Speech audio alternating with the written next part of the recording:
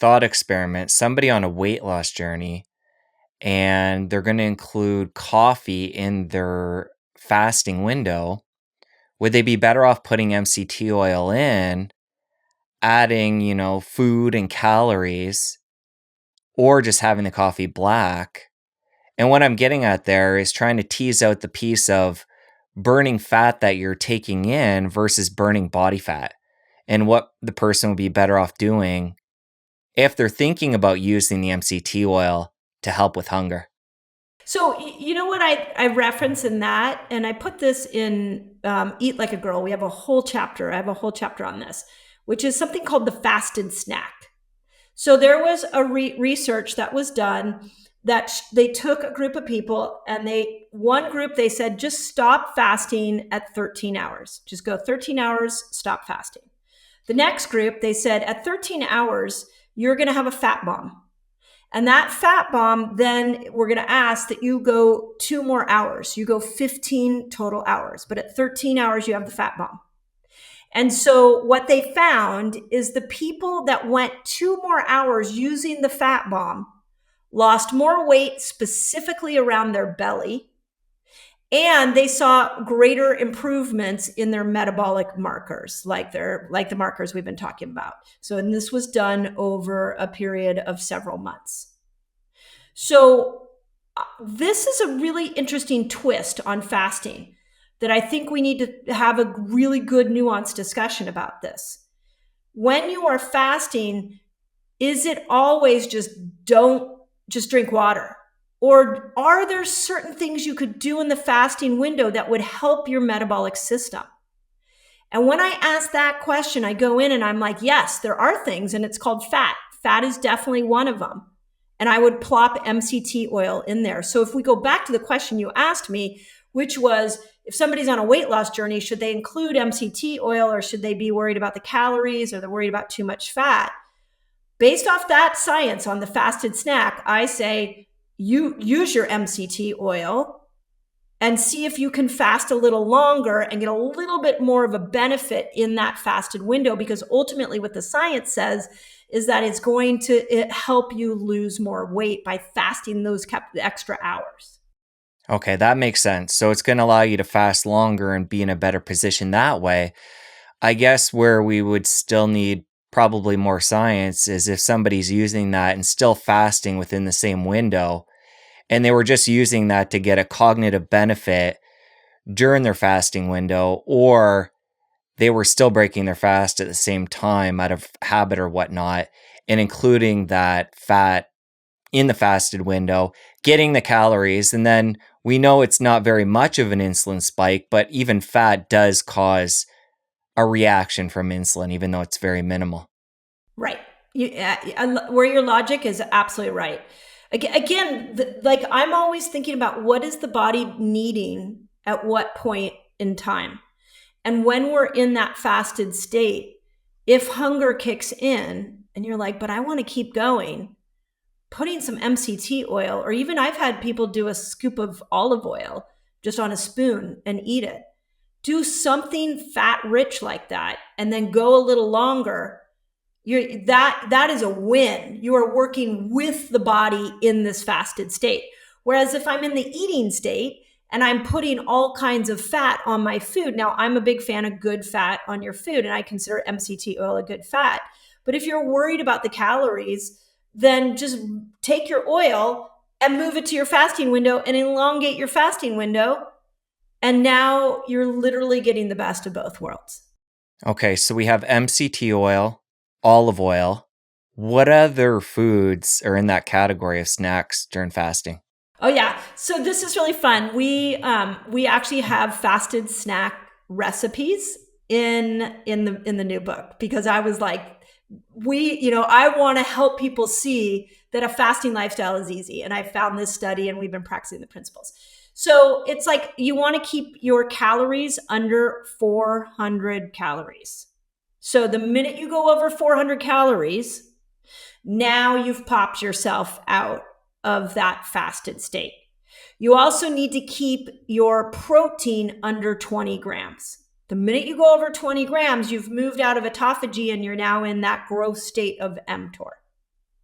So those were the two biggest pieces of the fasted snack. So you'll see in the book, we've got some Chef Leslie, one of my plant-based chef, who I had two chefs contribute to this book, and one was plant-based and one was omnivore. So the plant-based chef made like these incredible crackers, because a lot of people, when they are like, tell me that when they fast, they want the crunch. There's something about the crunch. So we figured out this like prebiotic seed cracker and you could use like a little olive tamponade with it. And we give the dosage and how much you eat in there, and that will help you not pull yourself out of this fasted state. We also did some drinks in there that you can drink. And I have a little bit of a fasted salad that stays within those fasted snack requirements.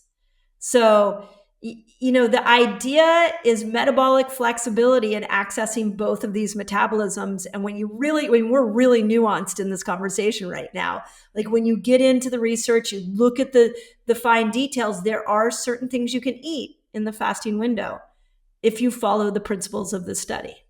Coming back to these periodic 3-day water fasts you do with your community, given all we're saying about fasting snacks, coffee, MCT oil, do you feel there are certain benefits, though, that you get from fasting on water only, that having those periodic periods, obviously there's two variables. One is if we're just on water, but then we're also going 3 days, which is significantly longer than a typical day of intermittent fasting. But being on water only is the part I want to hone in on. Any specific benefits doing that periodically that you're only going to get from that type of fast? Well, so the thing to know on that is with water only, what you're doing is you're telling the body for 3 days, hey, I'm not going to put any information into this system. I'm not going to raise my glucose. I even recommend for 3-day water fast, don't take your supplements. Like all I'm going to do is give you water, because you can't go very long without water. So I'm going to give you water. I'm going to let you figure out what needs to be repaired. So to me, yes, I want people to build what we call a fasting lifestyle, where they learn how to go from sugar burner to fat burner. They experiment with the 6 different length fasts I created in Fast Like a Girl.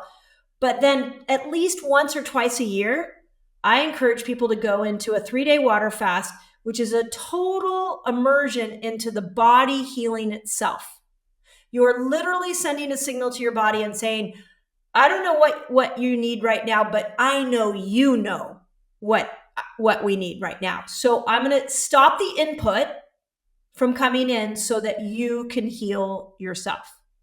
The minute we add some bone broth in, the minute we add even minerals, I'm a big fan of people taking minerals during longer fasts. But the minute we add the fasted snack in these longer fasts, you're adding information in, and the healing may be affected. And this is just in the context of the 3-day water fast. In all the other fasts, great. Like you can play with that fasting window and some of these principles. But the 3-day water fast to me is like this gold standard of fasting. And it is really where you are honoring the body's ability to heal itself. So don't put anything into the system.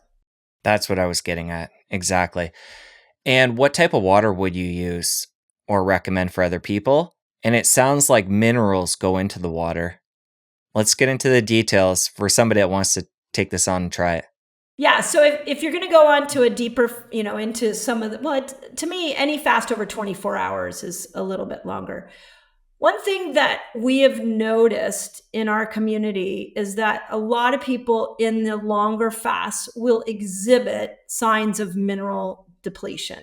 Our soils are incredibly mineral depleted right now. So what I started to see is most people aren't getting enough minerals in. And so when they go into some of the longer fasts, what happens is, like, especially women will start to lose their hair. Some people, especially women, will all of a sudden get stuck with their weight loss. Some people start to get rashes or a lot of brain fog. And so just adding in some simple magnesium, potassium, and sodium can keep your mineral level up and make it a much more comfortable fast. So I like that part of it, and everybody has to figure out where their comfort level is. Outside of that, regular water is great. I sometimes will do sparkling water because it's something that my brain likes. So it's just a way of like entertaining my brain. Personally, I love Grolsteiner sparkling water because it has the most amount of minerals in it. And I personally love the bubble size. Like I've become a little bit of a mineral water aficionado. So that's why I like that water. But you choose your water. The last water, and I'm sure you've done some podcasts on this is really interesting, is hydrogen water. We've played with fasts where all they drank was hydrogen water, and those ended up being some of the easiest 3-day water fasts. So again, we're in the nuance of fasting. Why did that work? Well, hydrogen feeds the microbes in your gut. And sometimes hunger kicks in because the microbes aren't getting what they need. So feeding them hydrogen causes those microbes to stop squawking at you saying, eat, please eat, please eat. So when we look at water in the 3-day water fast, you can trick it out with those 3 concepts. But literally, if you're like listening to this and you're like, I'm so confused, like that was a masterclass. That was like the fine detail that we talk about in my community a lot when we go into these longer fasts. If that's all too much of a hurdle, just go into a longer fast and you'll experience what you need along the way. And do you find with people, the average person, doing a 3-day water fast on their own, they're okay to do that? Or at what point should somebody get a doctor involved? Great question. So first, my biggest surprise in doing so many 3-day water fasts with so many people is how many people can actually do it, even though they haven't even fasted before. And like, it'll change their life. That shocked me because I'm always like, you should probably train for it. Make sure you practice the 24-hour fast. All of that is typically what I say when it comes to the 3-day water fast. But I've seen people, no fasting experience at all, do a 3-day water fast, drop a bunch of weight, and the weight stays off and it changes their life. Okay, now having said that, there are certain people that need to get their doctor involved. Diabetic and pre-diabetic, absolutely. If you already know your metabolic health is really off, then please get your doctor involved in a 3-day water fast. So diabetic and pre-diabetic is really important. If you have cancer, get your doctor involved. Unfortunately, most doctors don't know enough about fasting, but one of the things I did on my YouTube channel for years was try to put the science in there so doctors could feel comfortable with what I was saying. They could read it for themselves.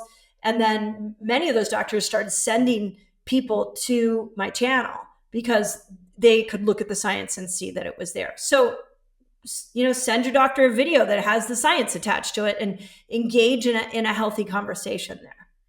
The other place that's really interesting that comes up a lot with fasting, and I encourage you to get whoever the health expert is helping you with this, is eating disorders.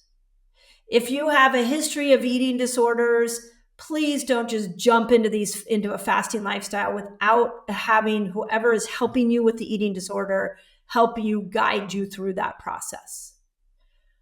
But those are kind of it. I mean, everybody else, I've just seen some really spectacular things with people just diving in and letting their body do the rest. If you enjoyed that clip, you're going to want to head over here and catch a full episode. I'll see you over there. If you're feeling more confused than ever, then let's just come back to some basic principles like these 5 foundational food ideas and learning how to fast. And you will see so much change.